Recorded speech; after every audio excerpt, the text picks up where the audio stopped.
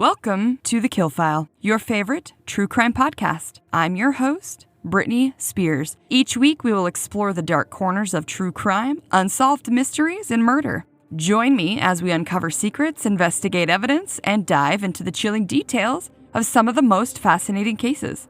Get ready for a journey into the dark unknown because, in TheKillFile, nothing stays buried forever. Hello there, and welcome to episode 69 of TheKillFile. Before we jump into today's story, a few quick reminders. The bonus content will be rolling out at the end of fall, and with it will come some extra content from me. These will be things like natural disasters, plane crashes, and other stories circling true crime, but things that are a little different than our regular cases. You will be able to pay a few bucks a month over on Patreon and receive the bonus content. While the podcast grows, the perks will grow as well. Remember, I am a one-woman show as of right now, and it's a lot of work. One of the categories that I'm hoping to get up and running is called the Hidden Files, where you guys can send in your own true crime stories, and I will compile them into episodes. I'm looking for anything that maybe stuck out to you, or that you remember from your childhood, or any type of true crime that may have affected you or someone you know. Maybe your grandfather was a police officer and told you some stories that you would like to share.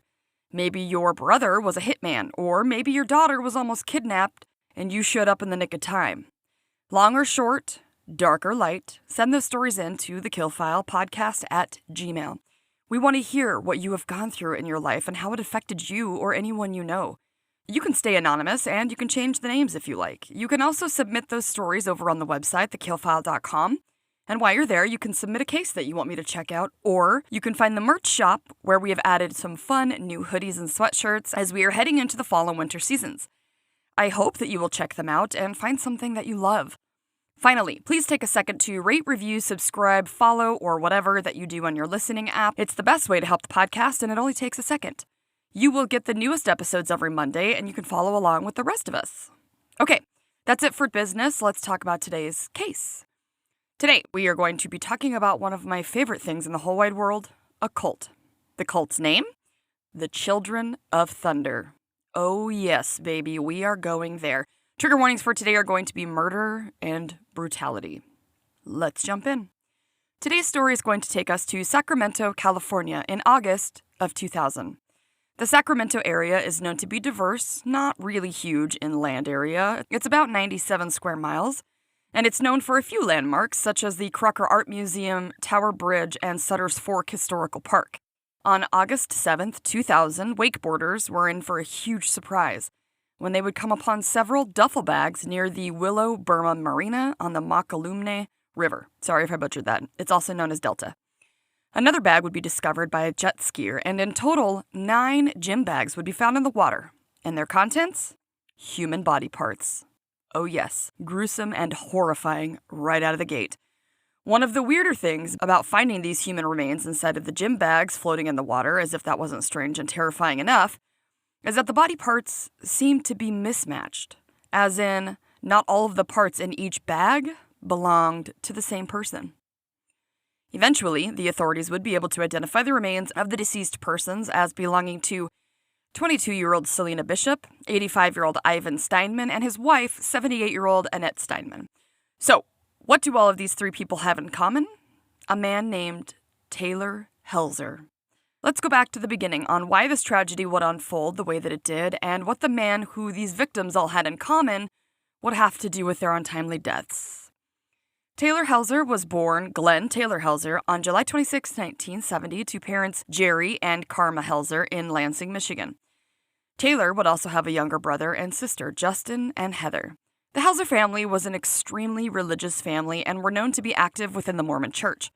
Taylor's grandfather was said to have preached scripture to the family every night, and this is something that Taylor would take very seriously. Taylor and his grandfather were said to be very close, and his grandfather would swear by the fact that he had been visited by Jesus Christ himself in the flesh. Taylor was known to take what he had learned from the Book of Mormon and share it with those around him. He was a leader from a young age and was good at making people feel good about themselves. Taylor's cousin, C. Hoffman, was interviewed on one of the shows that I watched for research called True Crime with Aphrodite Jones, where he would say that Taylor had a way of sharing his religion and teachings in such a nice way and caring way that it really made people like him. Taylor's mother would eventually come to believe that her son was an actual prophet of God, that he was unique and a special kid. In fact, she told her other two children that they should refer to Taylor themselves. Karma, the mother, was also known to have read her children biblical stories and where one brother would listen and obey the other brother. Justin, Taylor's younger brother, was not only his best friend, but he was also a huge supporter of Taylor's and he believed in him. But maybe he also felt that he could never tell his older brother no. When Taylor was around 14 years old, he would start hearing voices, which he believed were directly Jesus or God talking to him. This would serve as evidence that he was in fact a prophet and special. He quickly became the spiritual leader of his family, which is odd. Usually this would fall to the mother or father in a religious family like the Helzers, but in this case, the entire family truly believed that it was Taylor born to lead their family and maybe more one day. So when I learned about the whole hearing voices thing in Taylor's childhood, my immediate thought, of course, was like a mental illness, specifically schizophrenia, because that is very common in that diagnosis. But throughout my research, I never heard of any mental illness as far as Taylor goes. So I wondered if this was just something that he made up to impress his family or people around him. I mean, I guess he could have thought he actually heard someone talking to him. I'm not trying to discount people's religious experiences, but I just question it, that's all. After reading the court documents in the People vs. Glenn Taylor Helzer, it doesn't look like Taylor claimed any mental illness or insanity, but there was a section about a Mormon bishop who would testify that according to their beliefs, people can receive what they call revelations from God, and also communicate with spirits. Another person from the Mormon faith, a woman, would testify that the Mormon view was that some men would be prophets of God. So I guess this is kind of a regular thing in the Mormon faith. I'm going to hold my own comments, and I'm going to move on. After Taylor had graduated from high school and after he was briefly in the National Guard, he would be sent on a mission at the age of 19 when most people in the Mormon faith do this. However, because Taylor was regarded as so special and so close with God, he would be sent all the way to Brazil for his mission. He would end up in Brasilia, where he went to a poverty-stricken area. Taylor was good at what he did. He had a high conversion rate, record-setting in fact. His outreach was said to be fantastic, and people over there absolutely loved him. He was idealized in the area, people thought he was very special, and one source would say that he was like a big fish in a small pond. He was almost worshipped at this point. Within a year of being over in Brazil, Taylor had a new thought and a new belief. He believed that the second coming of Jesus was coming fast, and that he was the only one actually paying attention to it, waiting for it. And this is when things would take a turn for the extreme. Because Taylor's beliefs were that he was communicating with God directly, he started to grow bold and outspoken, and he would actually argue with the bishop or the prophet, believing that he actually knew better than they did. This is around the time that Taylor would start to experiment with drugs, which is shocking because I'm no Mormon or anything, but I'm pretty sure that drugs are against their religious beliefs. Taylor had the belief that he had more authority than anybody else. He believed that it was his job and his purpose to lead the 9 million Mormons in the world at the time. When I looked up what their numbers are these days, AI told me that it was over 17 million. They're growing. On November 20th, 1991, Taylor would get home and pretty quick would start something called Harmony Impact Training, and this would end up being a huge part of this case. From what I have learned through my research, and the host of one of the shows that I watched, Aphrodite Jones, would say that in her opinion, not all impact training is bad, and that some people have learned helpful tools, it has helped them and whatever, but there are people who can take it way too far. It also seems like there are some questionable teachings from some of these impact trainings as well, like the motto of this entire Harmony Impact training, which is shortened to just Harmony. Their whole saying is that there's no right and there's no wrong, but rather there are just results. It's supposed to help you overcome possible negative feelings that you might have about yourself, and it's supposed to help you with some self-empowerment. But I think that we can all see how things beat into people's head like that may have some unwanted consequences. Like for Taylor, it was said that he took this motto to heart, just results. Upon researching further, I have learned that the church has possibly, in the past 10 years, spoke out against these types of programs. Some thought that it was almost competing with the church, and of course the church wouldn't like that. These training programs would allegedly cost what one personal account would say was thousands of dollars, and they allegedly had or have expectations that you will confess to anything and everything in your life in front of a group of people. Let me remind you that these people are allegedly not licensed therapists, but rather people who are there to train you, and I guess people who go through the program themselves and then guide others through it, like a friend or whatever. They're deemed as guardian angels. Notice that I'm saying allegedly a lot because I don't want these fuckers coming after me. One source said that these types of programs, allegedly, are designed to strip you down to the bare bones of your beliefs and who you are, and build you back up in the image that they deemed appropriate and necessary. Personal accounts would say that after you confess to whatever you have done, they will give you a nickname of whatever is wrong with you, and they even dress you to fit the part. It all sounds to me like shaming, either children or youth or even adults in the highest order of the word. What an absolute mindfuck, and how are you ever going to get over that trauma? Holy shit. One personal account would say that she went through a similar program where they forced her to dress up as a container of quote-unquote spoiled yogurt because she was an only child, where they would sing songs about how she was spoiled in front of 100 people. They used the nickname Brat for her because being an only child means that she must be rude, entitled, and spoiled. She was 13 at the time. In the spring of 1993, Taylor would get married to a woman named Anne, and together the couple would have 2 daughters. Later on, Anne would testify that before they got married, Taylor had lived a pretty sheltered life. She would say that although he had a lot of knowledge about scripture, he didn't have what she called quote-unquote a realistic view of people. I wonder if that had anything to do with the family treating him like a prophet, and his time in Brazil. Taylor's father-in-law would help him to break into the financial advisor industry, and one source would say that he was a stockbroker. Apparently, him and Anne would only have what some would consider a normal marriage, or even happy for that matter, for about 3 years, and then Taylor would stray away from his husband duties. One source would say that Taylor basically got bored in his life and decided he wanted other things. Anne would say that Taylor was interested in seeing what else was out there outside of the church, and that he seemed to be feeling that the confinement of the Mormon church was weighing heavily on him, and Taylor wanted to try a quote-unquote normal life. Anne went on further to say that in Taylor's mind, that would end up being drinking alcohol, smoking, and even having relationships outside of his marriage. The East Bay Times said something funny about this case in their article, that around this time Taylor had started wearing more black and started showering less often. It almost seemed like Taylor was going through his rebellious phase that most of us hit in our teenage or early 20s, except he was married with children. No judgment, I am still a fucking rebel. You cannot tell me what to do. Taylor's sister Heather would later testify that this is also around the time that Taylor began to interpret the scripture of the Book of Mormon differently than he had before, and he would even argue with people who didn't agree with his views on the word. Taylor's cousin would also say that his behavior started to change, and that if someone didn't snap to and immediately believe and follow whatever Taylor said, then he would become agitated and seemingly didn't want anything to do with those people. This is just my opinion, but it seems to me that Taylor enjoyed feeling like some kind of messiah or God figure, and that maybe now that it's no longer his standard of living, it's harder for him. Who would want to step down from feeling like a king? And his wife begged him to go to therapy, which good for her, because that would have probably been the very best thing for him, but I guess he only went a few times and then he was done. He instead would go back to awareness training.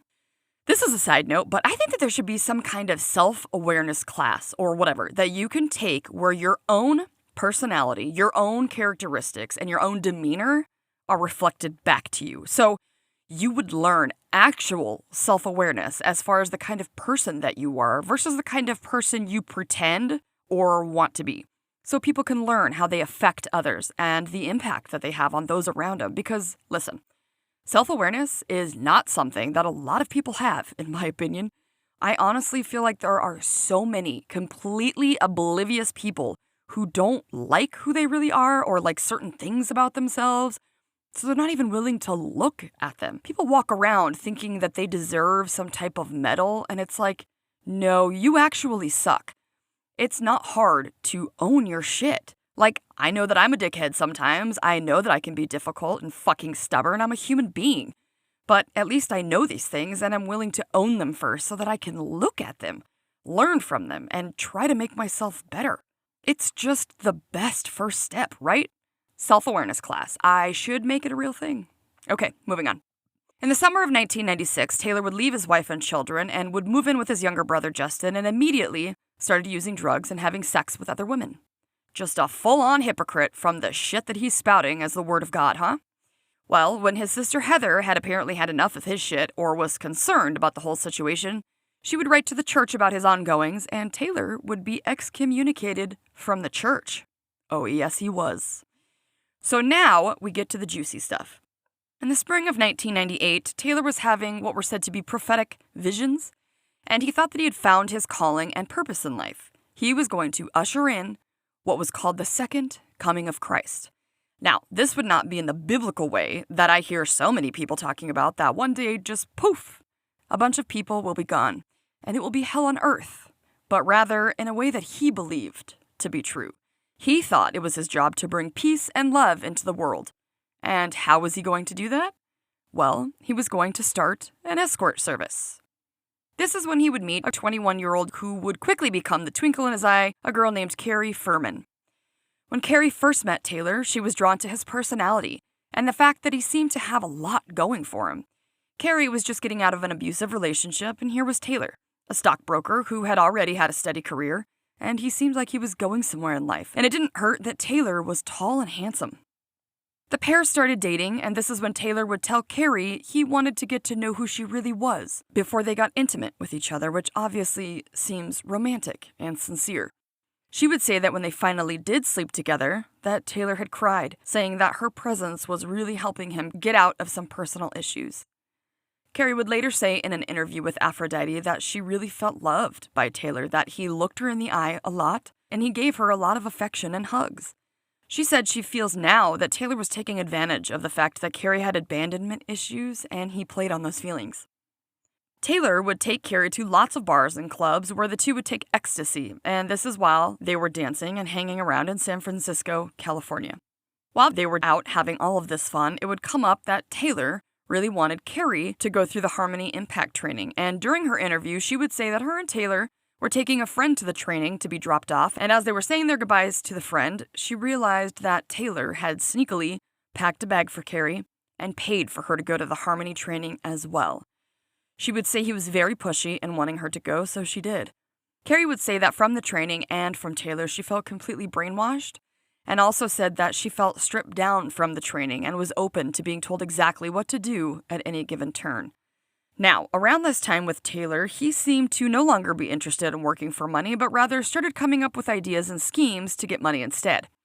Taylor had come up with the idea that Carrie was going to help him fake this sort of mental breakdown so that he wouldn't have to work anymore and he could maybe get money from like disability or something. It was staged that Carrie would call Taylor's doctors and tell them that there was something seriously wrong with Taylor.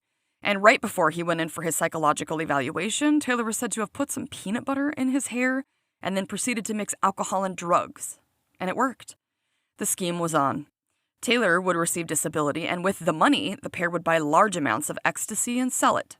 Also, at the time, Taylor seemed to think that Carrie was his meal ticket in creating an escort service where the two would get rich. Taylor and Carrie started also doing harder drugs now, like meth and cocaine. Carrie would say that the drugs really seemed to be affecting Taylor with all of these plots and schemes and different ways to come up with money. And one of the plans he had was eventually to send in some pictures of Carrie to Playboy, in hopes that they would take her and she would be the one who introduced him to very important and powerful people.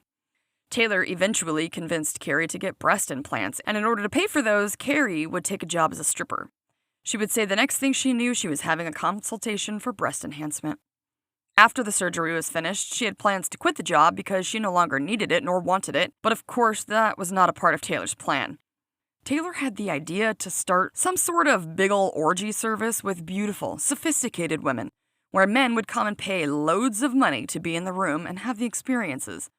He also thought that Carrie being at a strip club would be a great way to recruit some women into filling the positions for his escort business. This is around the time that Taylor thought that Carrie's photos should be sent into Playboy, so he arranged for a photo shoot to take place in the driveway, where some very provocative photos of Carrie were taken and then sent in. Carrie started saying that she felt like she wanted out of the relationship, but she was kind of stuck, and she felt like she had no power, so she thought suicide was her only way out. She would take a ton of drugs, slowly, trying, or thinking at least, of suicide, and I can understand the drugs would absolutely have an impact on your thoughts and feelings and depression, I'm sure.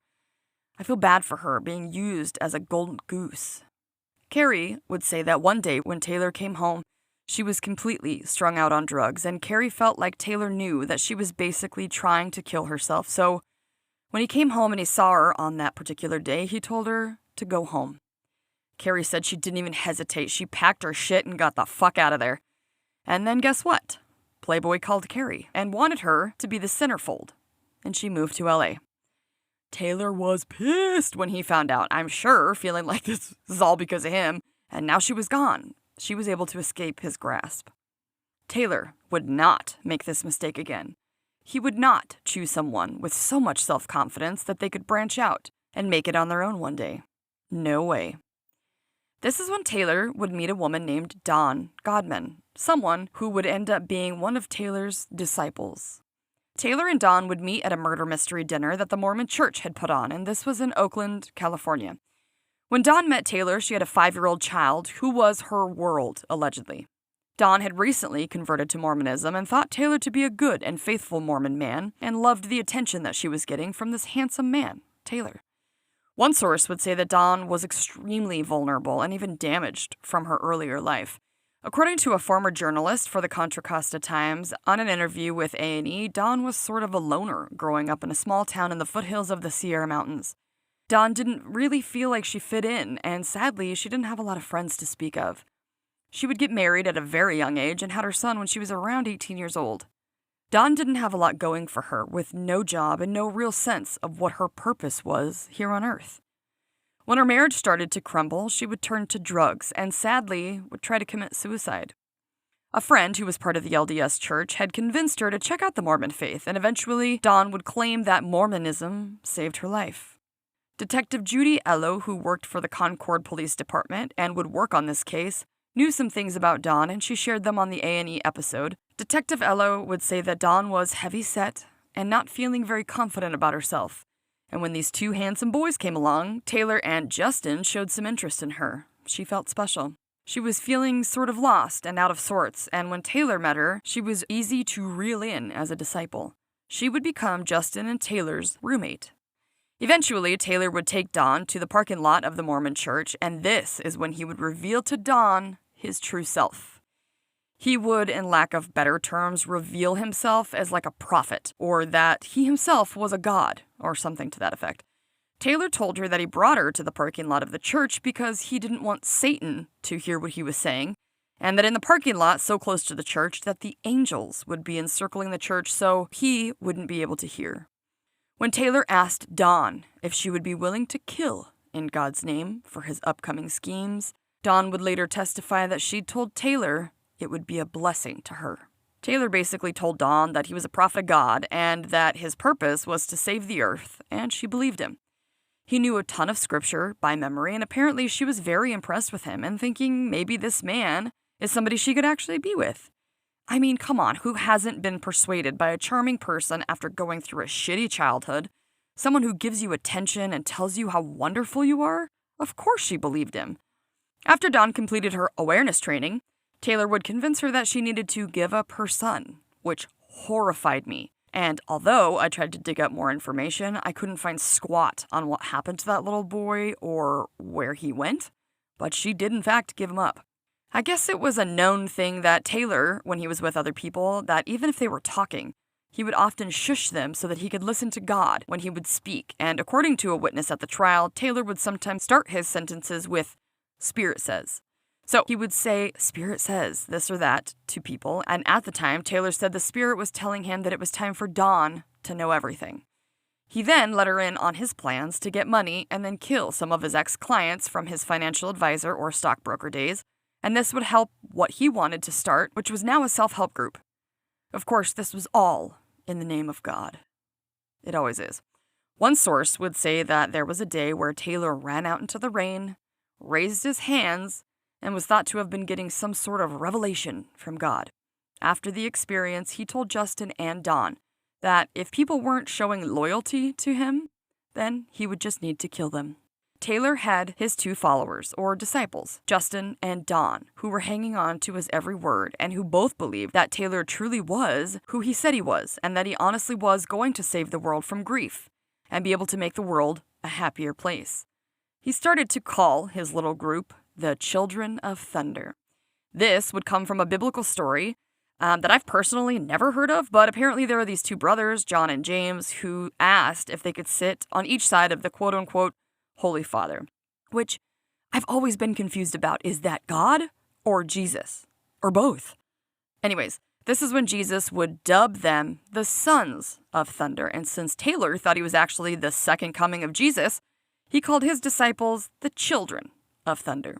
Taylor was also said to have written out a list of truths or rules of conduct for their little cult. Justin and Don had to memorize these, and one of them was something about being perfect and that nothing they did could be considered wrong because of that. Remember, Taylor believes that there is no right, there is no wrong, just results, which can be a very terrifying way of thought or living if you really think about it.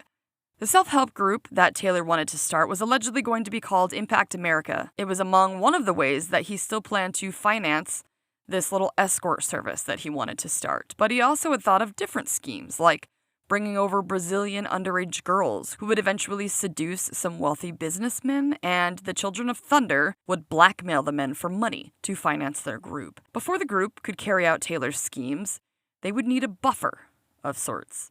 Selena Bishop was a 22-year-old woman, daughter of an apparently legendary, please forgive me, I don't know who this is, blues singer named Elvin Bishop, who at the time was working at a place called Two Bird Cafe. And according to the People Magazine Investigates episode about this case, a family friend, basically Selena's aunt, a woman named Olga Land, would say that Selena and her mother were the best of friends.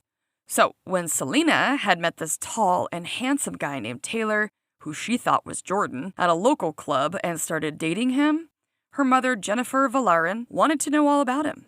Selena's blues-singing father and mother, Jennifer, had long been divorced, and since Jennifer basically raised Selena as a single mother, the two were very close. Taylor had seduced the young Selena, but didn't do any of the normal things that a boyfriend would, like meet her friends or her family. So, Olga said in an interview that Jennifer and herself made up an excuse once to drop by unannounced, when they knew that Jordan was going to be there. They wanted to meet the mystery man. The ruse was that Jennifer needed to borrow a shirt from her daughter. When Olga asked what Jennifer thought about Taylor, she said he was nice enough, tall and handsome. All the mother had known at the time was that Selena was dating a guy who was supposedly about to come into a lot of money. Taylor told Selena that he was about to inherit a good chunk of change, but that he was afraid his ex-wife would go for it or try to get the money from him. So, he convinced Selena to open up a bank account for him so that the money could be deposited into that account where his alleged ex-wife wouldn't know about it. Lies. Now, Taylor was about to turn 30 on July 26th in the year 2000, and according to the religions, Jesus would start preaching when he was 30 years old, and it was also at the age of 30 that Joseph Smith founded the first temple. So, turning 30 was a huge deal to Taylor. He would decide the Sunday after his birthday, which would be July 30th, would be the day that he'd declared war on Satan and would be a good day for the Children of Thunder to do something special. Each disciple had their own task. Justin was in charge of procuring a 9mm Beretta, which, after I looked it up, says it's a semi-automatic pistol, and Don's task was to go out and buy some ski masks, some handcuffs, and a stun gun. Casual. On July 30th, the Children of Thunder would knock on the unsuspecting elderly couple's front door, home to Mr. Ivan Steinman and his wife Annette, who had once been clients and friendly with Taylor. The brothers proceeded to kidnap the couple, and with the help of Don, the trio would force the Steinmans to write checks in the name of Selena Bishop that would amount to around $100,000. After the checks were written, the Steinmans were then drugged, while the trio proceeded to bang their heads against the floor in an attempt to kill the elderly couple. Although their heads did crack and bleed, they did not die, and this is when Taylor would take a knife and finish the job.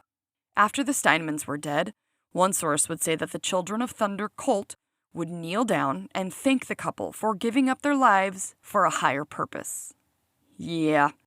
Then Justin and Taylor would dismember the bodies with a power saw and stuff the remains in duffel bags. It would turn out to be a mistake for the cult to kill the couple before the checks were cashed. The next step in the plan was for Dawn to go to the bank and deposit these checks into Selena's account, but there's a catch. For whatever reason, Taylor had thought that the crazier Dawn looked, the less people would remember her, which, for the life of me, makes no fucking sense. I even tried to figure out, okay, like maybe he thought that like people would remember the outfit, but not the person underneath it. But that makes no sense. People will be staring at someone in a loud outfit, right? Well, let me tell you how loud Taylor had Dawn be. He had her dress in a lime green outfit, put a cowboy hat on her, and then had her roll into the bank in a fucking wheelchair. This almost had me hesitate for a minute. Like, was this a setup for Dawn? But I don't think it was. I honestly think that he thought this was going to somehow help the situation. But I'll tell you right now, it did not. People immediately noticed her because, duh, that's a lot going on at one time. You can look pictures up online. Actually, I'll try to post some this week. You got to see the outfit. The manager of the bank branch, Nikki Sexton, would say that she immediately noticed the woman and thought that it was odd, not just because of the outfit, but also because it was a warm day out. So why would someone be wearing the bright green long-sleeve shirt and pants? When Dawn approached Nikki to deposit the checks, she requested that the money be immediately available and had a story as to why this was so urgent. She would say that the money was for Selena, who needed to have open heart surgery, but because Selena allegedly didn't have insurance or the money to cover the surgery herself, Dawn would tell Nikki that her grandparents, the Steinmans, wrote a check to Selena to cover the costs. Nikki thought the story was suspicious and a little unreal, so she told Dawn that she could only release the funds that quickly if she could contact the Steinmans to clear the check with them over the phone. And while Dawn waited, Nikki called the house where, of course, no one would answer. They were already dead. After this bank incident, Taylor knew that this was going to be suspicious, and he thought the group immediately needed to cover their tracks so nothing could be traced back to them. He invited Selena over to the house because, remember, they were still dating, and this is when Taylor would entice Selena to a back massage. And when Selena lay down on the couch, Taylor bashed the back of her head with a hammer multiple times. Selena was still alive, though. I'm sure that she was disoriented and bleeding profusely, but she was said to still be alive. So Taylor then picked up a knife, yanked Selena's head back, and slit her throat. Ugh, what a fucking psychopath and disgusting human being.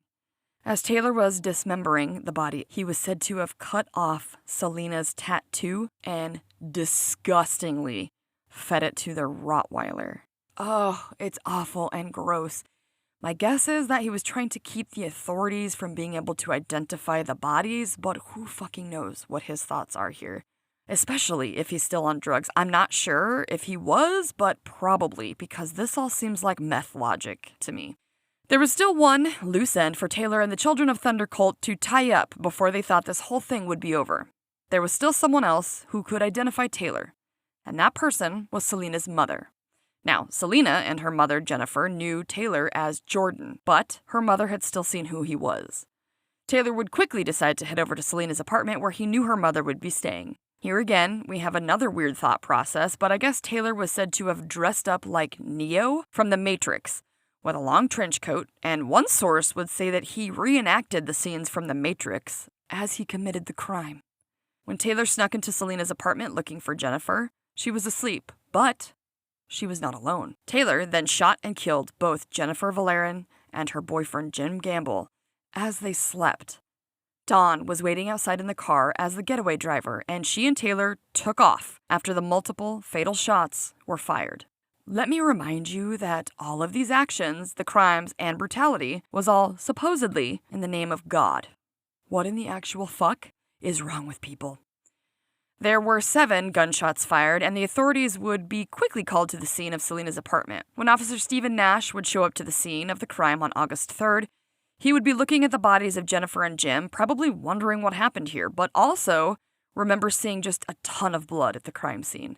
The authorities would figure out that Jennifer was borrowing the apartment of Selena when they were killed, and obviously they wanted to talk to Selena and ask her some questions, but unfortunately, she was missing.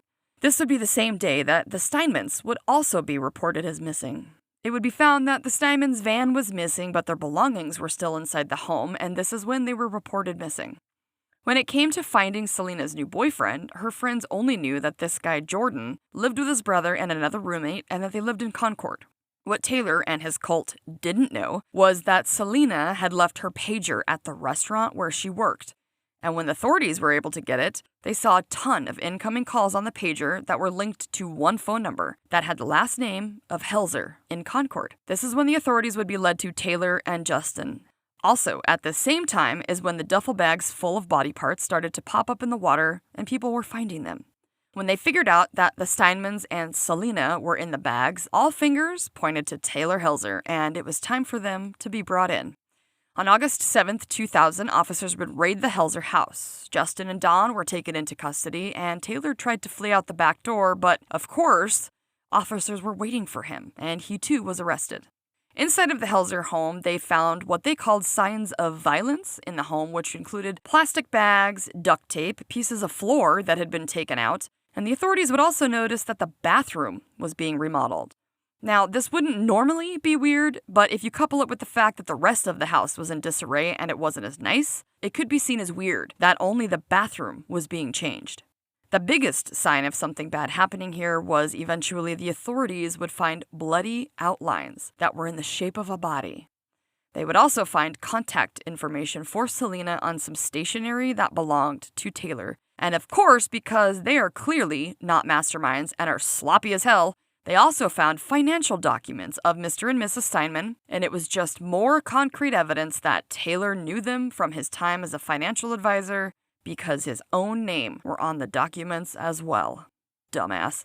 After all of this went down, it was said that a friend of Taylor's who identified as an actual witch would tell the authorities that Dawn had left a safe at her house. Inside of the safe, authorities would find the gun that was used in the murders of Jennifer and Jim, and of course, to top it off, they would find wallets and driver's licenses of Selena and the Steinmans. Boy, these are just not smart criminals. Holy fuck. Now, after Taylor, Justin, and Dawn were arrested for the murders, none of them were talking or cooperating with the authorities. It was known that for this case, the DA was going to go for the death penalty for all 3 of the cult members for the murders of 5 people. When caught on camera, Taylor's mother was asked about her son's role in all of this, and she said that her sons were innocent. I'm afraid they're not, lady. The authorities were having a hard time getting any of the 3 to talk, and this is when they would bring in someone named Dave Solomon, who was a defense investigator and something called a deprogrammer. I think he works with people from cults and tries to get them unbrainwashed and see what's really going on here. It was said that before Dawn would even talk to Dave, he had to go through harmony training because, remember, she still believes all of this bullshit to be true. So, in her eyes, Dave needed to be quote-unquote reborn. After this, Dave was able to start working with Dawn, and eventually, he was able to get her deprogrammed. And this is when he would say that she finally realized at some point that Taylor was not a prophet. And if Taylor was not a prophet, it would mean that everything they did were not whispers from God. And if they weren't actions from God, it means that this whole thing was just something that Taylor wanted and created. And that seemed to hit her hard in the fact that all of this brutality, murder, and criminal activity were for absolutely no reason. Innocent people had just been murdered for nothing. Dawn would immediately be placed on suicide watch because she finally realized what the 3 of them had really done. Can you imagine what that must have been like for her? I know that the stuff they did to us was nuts and horrific, and it totally was. But if we try for 1 second to think the way that she did, that this truly was all for some higher purpose, and you're just following whatever beliefs are ingrained in you during this whole brainwashing shit, can you fucking imagine the moment that it clicked in her head that this was all bullshit? Oh man, that feeling of sinking in your stomach, what the fuck did we just do? The feeling of guilt, shame, and probably embarrassment for being duped. Maybe I'm giving her too much credit, but if she truly did believe Taylor was a prophet, then I can see why she could get mixed up in this. Dawn would decide to testify against the brothers to keep her ass from getting the death penalty, and after the trials, Taylor was sentenced to 5 death penalties for the murders. Justin was sentenced to 3 death penalties and 2 life sentences in prison, and Dawn, because of her cooperation, was sentenced to 37 years and 7 months in prison. It was said that Taylor would say during his trial that he was not a murderer. He admitted, yes, he did take lives, but he thought of himself to be some type of soldier on the battlefield. I guess maybe against Satan, doing all of this for God. And then he would say that these people who are needlessly murdered were just basically collateral damage. Ugh, disgusting psychopath. Sources would say that it seemed that Taylor really did believe that he was helping the world. And to that I say, it just goes to show you what enforced extreme religion can do to a person. I mean this as no offense to anyone who has faith, because you're probably not like this, but leading your child to believe that they are some kind of prophet or so special that he ends up believing that he is a second coming of Christ, I would imagine that that has some serious psychological effects on him and played a part in this whole thing. But hey, what the fuck do I know? Both Taylor and Justin would spend their time in San Quentin, and Dawn would be sent to a women's facility in Chowchilla, California. Sources would say that Justin tried to commit suicide in 2010 by stabbing himself in the eyes with pens and pencils, and after the incident, he was under a more close watch. In 2013, Justin would end up committing suicide by hanging himself in his cell on death row at the age of 41. As far as I can tell, Taylor Helzer is still alive and recently, in 2024, lost an appeal about the death penalty and is currently 54 years old, incarcerated at a medium to maximum prison in San Diego County, California. Don Godman is still incarcerated in the California Women's Facility in Chowchilla and will be eligible for parole in 2043. And that, my friends, is the story of the Children of Thunder, the cult that started with one man thinking he was everything. Here's my question. Would Taylor have gone on to commit the murders or a murder regardless of how he was brought up because he was just a shitbag? Or would he have gone to live a normal life, maybe narcissistic, but still relatively normal, had religion not been forced down his throat by his entire family, followed by helping him to believe that he was some sort of prophet? Now, I am not excusing anything he did. This guy is fucked. Something is wrong with him. I'm just asking the question because over and over again, the sources pointed to Taylor not just using this as like a cover story to do the crimes, but he actually believed that he was a messiah. But why in the name of holy whatever does it always come down to sex, drugs, murder, or rape? Why? Boy, I wonder what the world would look like if there was no such thing as religion. Now, I know that there are good people in every religion who do good things for others and help the community and whatnot, so I'm not trying to knock anyone. I just wonder sometimes, what would people turn to for their beliefs? Because there are people out there that have to believe in something, and I get that.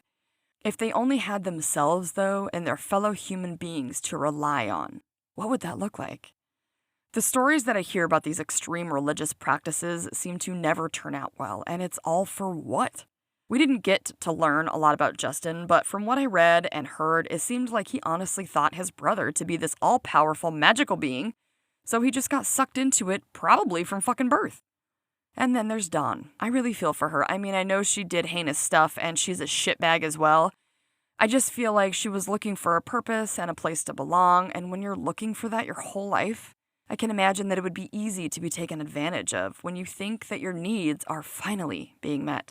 My biggest problem with her, besides the fact that she helped the boys and everything, and I don't even know exactly what she confessed to doing, but it pisses me off that she straight up abandoned her kid for some handsome guy that she thought she had a chance with. Ugh, shame on you for doing that to your son. It's not like she gave him up for like adoption at birth or whatever, knowing that it would be better. It seems like she was just like, okay, bye, and took off. Gross. Well, I hope you guys enjoyed learning about this crazy-ass cult as much as I did, and I hope that you will think twice about what you do in the name of your beliefs. Come on back next Monday for another case here on The Kill File where nothing stays buried forever. Stay safe, you guys. Bye. All right, guys, that's going to do it for today. A few quick reminders before you go. Please don't forget to subscribe, rate, and review on your platform. It will help the podcast grow and other true crime lovers to find us. Also, check out the website, TheKillFile.com, where you can suggest a case, find our merch shop, and submit a listener file. Follow The Kill File on your favorite social media platforms. We're on Facebook, Instagram, Blue Sky, and TikTok. Of course, you can always subscribe on YouTube as well. Find all of the links for the socials on the website. Come back on Mondays wherever you get your podcast fix when we will cover another case on The Kill File where nothing stays buried forever. Stay safe, you guys. Bye.